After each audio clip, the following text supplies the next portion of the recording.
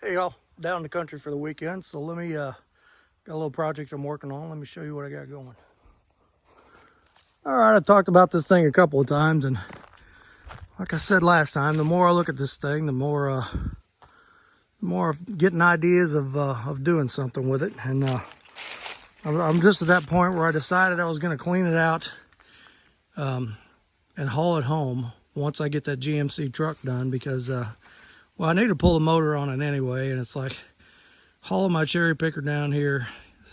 The cabin's 2.5 hours away from home, and hauling plywood down here and pulling the motor here, and it's just that's a lot of work. It would be a lot easier just to haul this thing home. And like I said, I got some ideas of turning this into something I talked about on the last video. And so either way, if I don't, you know, it's gonna get scrapped and be just as easy to scrap it at home. But I really think I am gonna do something with this. I got an idea for like a cab forward design.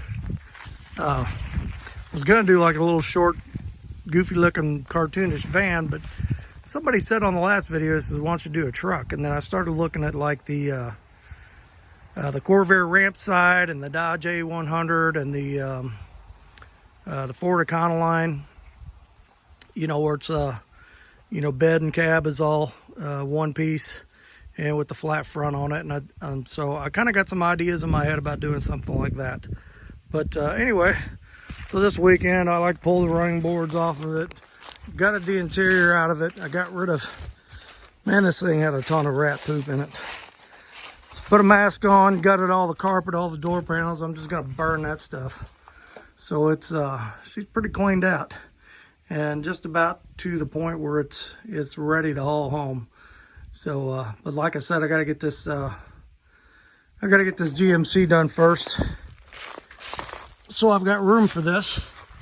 And we're gonna haul it home and then do a little brainstorming, and maybe it'll turn into something cool, and maybe not, but I think it will. And you know, as the 50s and 60s cars kind of dry up, you know, the stuff you usually make customs out of, and the prices are definitely going up. You pay, you know, a 4-door you would have paid $400 or $500 for a few years ago. It seems like it's $4,000 or $5,000 now. So there's a ton of this stuff out in the junkyards, you know, and in people's backyards, and it's cheap. I paid $200 for this thing. So you know, as time goes by and those other cars dry up, we should start looking at some of this stuff. You know, what can we do with it? What can we build out of it? You know, how can we customize it and use the components and the parts to make something cool.